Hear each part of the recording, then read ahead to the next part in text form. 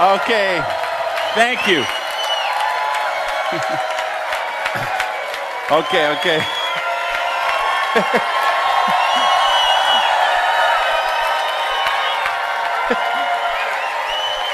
Oh, yeah. Sit down. You're cutting in my time.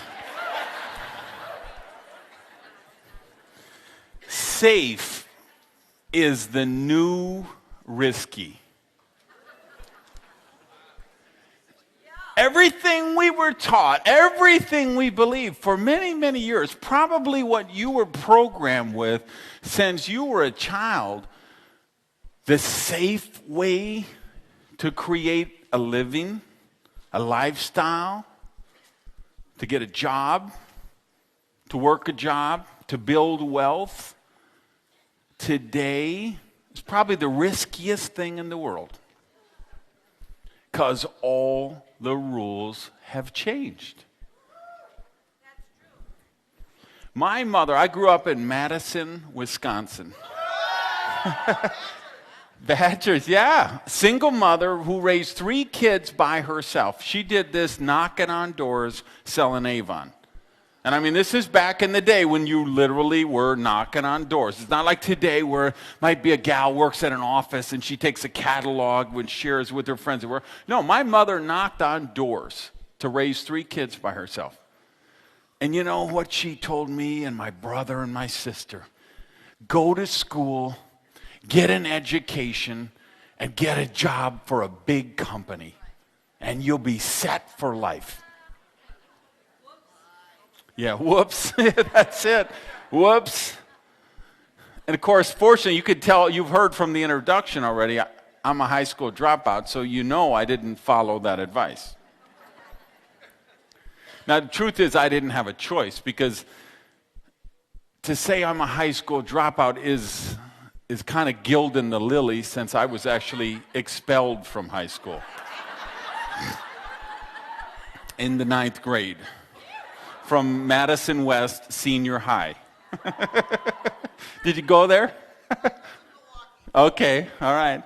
So, but my mother was telling me the best that she knew, right? And I tell you, there were millions of mothers and fathers all over America and all over the world who were telling their kids the same thing. Go to school, get an education, get a job for a big company. And of course, the big companies are like General Motors. And that was the thing, man. If you got a job for GM, you were set for life. At least that's what we thought. Fast forward today, I was reading something that's way, way back in maybe 10 years ago or 12 years ago. General Motors had laid off more people than any company in the history of the world. And, you know, that's a very cyclical business, the car business. It's, you know, they might lay off 40,000 this quarter, and then 2 quarters later, they'll hire them back, and, you know, last in, first fired, and first fired, last out, or, you know, whatever their little seniority sequence is. That's just the nature of the business. Certainly, the way we thought to get rich, the times have changed. Nowhere did this become more apparent to me than when I was in Phuket, Thailand. And I was there doing something from my bucket list, you know, the list you make of things you want to do before you die. So one of the things I wanted to do before I died was to ride an elephant. So I go to Phuket, Thailand with a bunch of my friends, and we go there to ride elephants in the rainforest at this eco preserve there. And we had a big group, and they said, well, we don't have enough elephants for all of you guys, but here's what we want you to do. We're going to split you in half. Half of you will ride the elephants right now, and the other half go over and see the monkey training show. And then we'll switch. Like, the monkey training show, you know what? So we go and see. Here's what the deal is. They train monkeys to harvest coconuts from the palm trees. So if you have a monkey in Thailand, you send them to monkey training school. It costs about $300.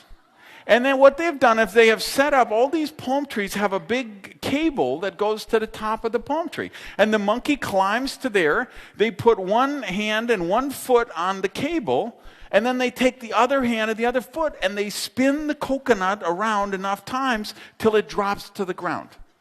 And after about 2 or 3 months, they trained them, and now they go and they send them out to these plantations, and they pick coconuts all day long. Pennies. The owners make what we would consider pennies, which would be a very, a decent amount of money in Thailand. Now, some of you guys flew here. Some of you flew here on American Airlines. You don't think American Airlines is looking at those monkey school and thinking, wait a minute.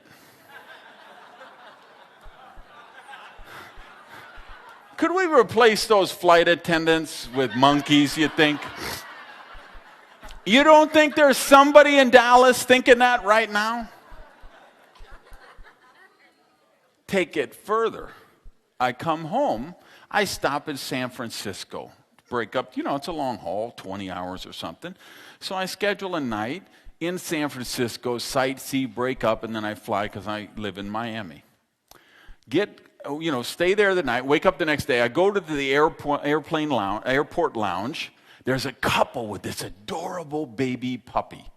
Now, I love all animals. So, of course, I'm like, hey, can I, play with the puppy? And it's, sure, come on. He's cloned. I'm like, what?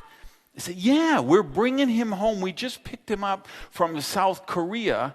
He's cloned. We gave the cells or whatever they do from our dog that was dying, and we, well, I don't believe this for a second, because this is the most adorable, playful puppy like you have ever seen anywhere.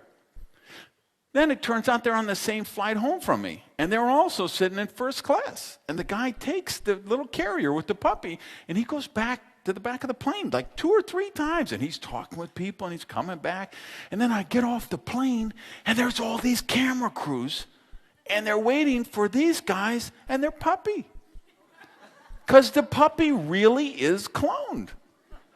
And it wasn't the first puppy that had been cloned. It was just the first puppy in the United States.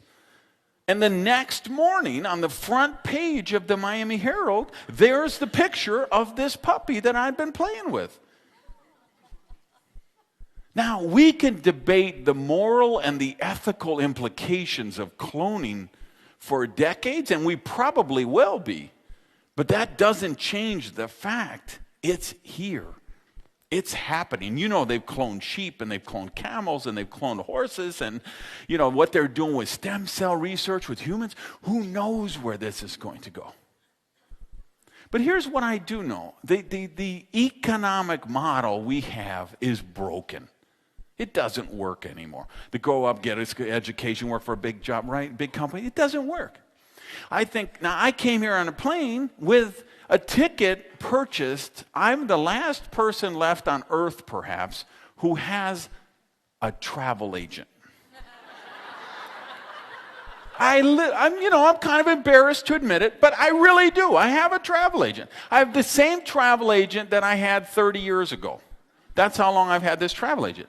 Now, it's funny, when I first started going to her, she had an office with 6 or 7 people working in it. They all had a desk, and they all had those phones with the 5-button lines that flashed, and they'd all be sitting at their desk and answering phones, and people would be sitting there, and they'd be booking cruises and booking vacations and things.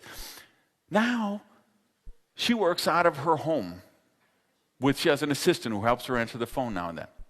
Those other 5 or 6 jobs that used to work for her, they don't exist anymore. They've been replaced by technology. Video stores, right?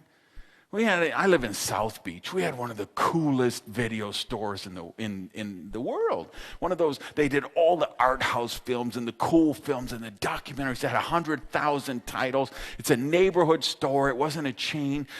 And I don't watch many video, but I'd go in now and then. So I might get in once or twice a year. So I go in, and it's like half the store is gone. And there's like things on the floor where the shelves used to be. There's a guy working behind the counter. I'm like, dude, what's going on? And he's like, don't you know? Nobody goes to the video store anymore. They get them from their cable company. They watch them online. They stream them, download. Oh, I never really, yeah. So it used to be 5, 6 guys working in that video store. Now there was one. Those other 5 positions, they're gone forever. I go back a month later to eat lunch at a little restaurant next door. There's paper all over the windows. The store is completely closed down. So the last job left in the video store is gone forever. That's the disruptive technology Rand was talking about last session, right? When disruptive stuff happens, like technology, it changes the whole playing field. So everything has changed. So you look at this and you say, and if you work for one of those big companies right now, you have a target on your back. And the longer you have worked for that company, the bigger that target is. Because all the rules have gone upside down. It used to be, you could say with pride, I have worked for this company for 32 years. And you were honored for that. You were celebrated for that. You know what happens today? They say, he's been here 32 years. You know what we're paying for health care for this guy? And insurance and vacation pay? Isn't there some kid we could hire that just got out of school who'd work for half his salary and get 2 weeks vacation instead of 12 weeks vacation? And less health care and less benefits and less this and less that. And the longer you have worked for that company, the bigger the target on your back. Safe is the new risky. You want to create wealth today, you have to take charge of your own economy. You have to create your own prosperity. You have to be the boss. Now, he was talking even this morning, he was talking about, the negative news in the economy and all that. This year is the best year I've ever had. It's better than last year, which was the last best year I ever had, which was better than the year before, which up to that point was the best year I've ever had. I've had the best year I've ever had for about 17 years in a row.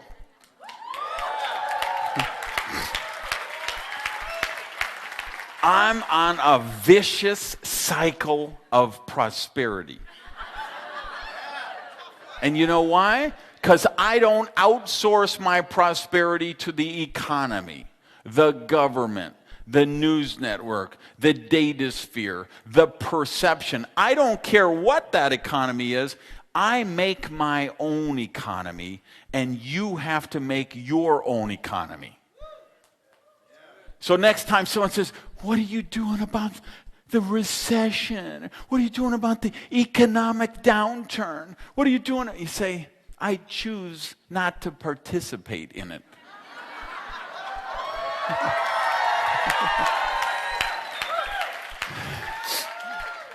That's my mantra. I choose not to participate in that stuff. Because here's what we know. For every challenge, there is a corresponding opportunity. We know some of the greatest wealth created in the last century was created during the Great Depression. And whatever the biggest challenge you can find offers the biggest opportunity that you could find.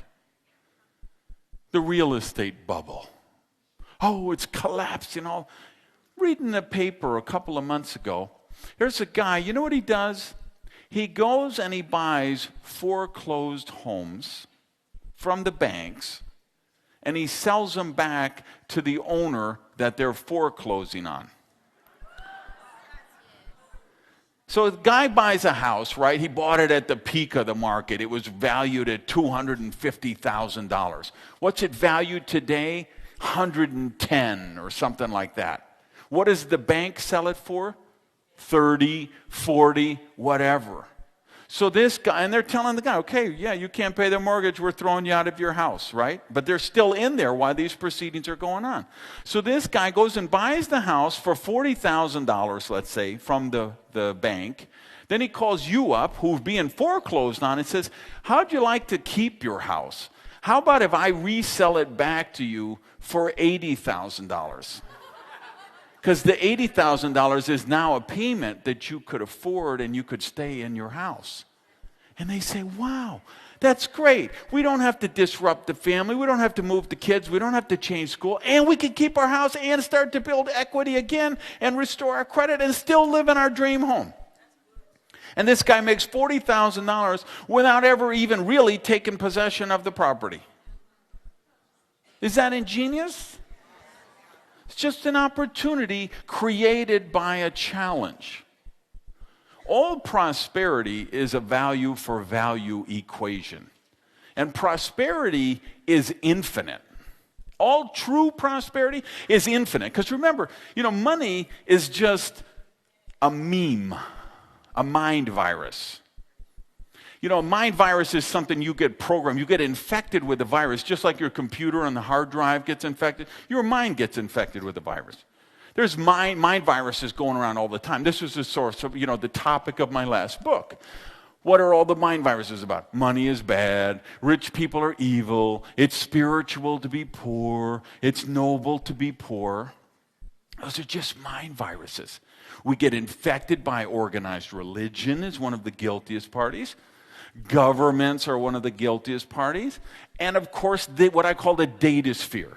TV, radio, internet, movies, newspapers, magazines, email chains, social media sites. They're just infecting you with these mind viruses. Well, money, if you see this $100 bill, this is just a mind virus. This has no intrinsic, inherent value in and of itself. It's just, particularly in the United States, because there's not, back in 1971, President Nixon took the dollar off the gold standard. At that point, money still had a value because there was a corresponding value of gold in Fort Knox. The day that changed, this became worthless. So the government says, this is worth $100. But what's the truth? There's 10% inflation. Now it's worth 90 cents. Another 10%, it's worth 80 cents.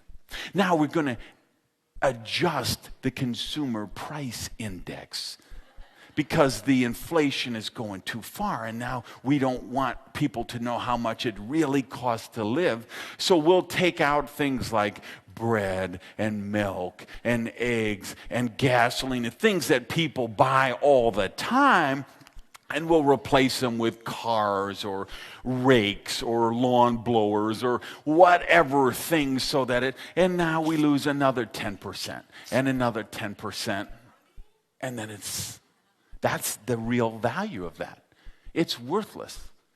Now, of course, I'm hoping somebody this weekend is going to do a session on precious metals, gold, silver, platinum, because that's the only real form of payment in the world. Because that is that can't be done on a printing press. So true prosperity is a value for value exchange. The more value you create, the more prosperity you're going to attract. And the bigger the challenges are, the greater the opportunities for your prosperity. So, but you've got to change your thinking. You've got to stop saying, okay, well, they say it's a bad economy. They say it's a tough time, or I should go to school, or I got to work for a big company, or you got to know somebody, or you got to have money, or No, all the rules are changed. You take Microsoft, right? One of the biggest, companies in the world, worth billions and billions of dollars, right? This was started by a couple of college dropouts in their dorm room. And you know what? Right now, In some college dorm room somewhere else, there's a couple of kids with nothing but a couple of empty pizza boxes that have the next idea that will make Windows obsolete. That's just the nature of technology. So what are you going to do? Let's talk practical application. What am I going to recommend for you tonight? Well, I'm going to recommend there's 3 business models I think are absolutely delicious because they allow us the opportunity to create leverage.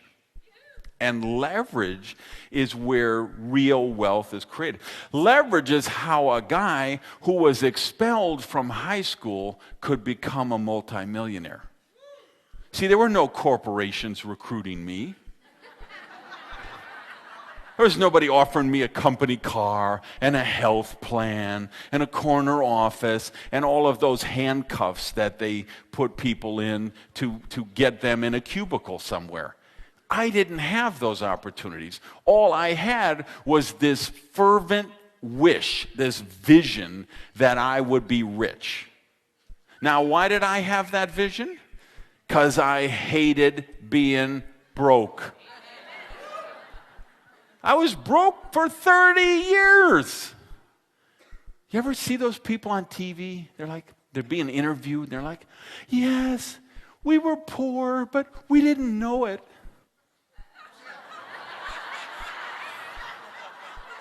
Really? Because I was poor and I knew it. And I hated it.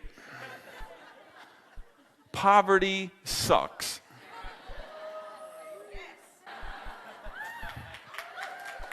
Safe is the new risky. Forget that economic model is broken. The new model is take charge of your own prosperity and do it today. Peace. I love you guys. Thanks. Renegade!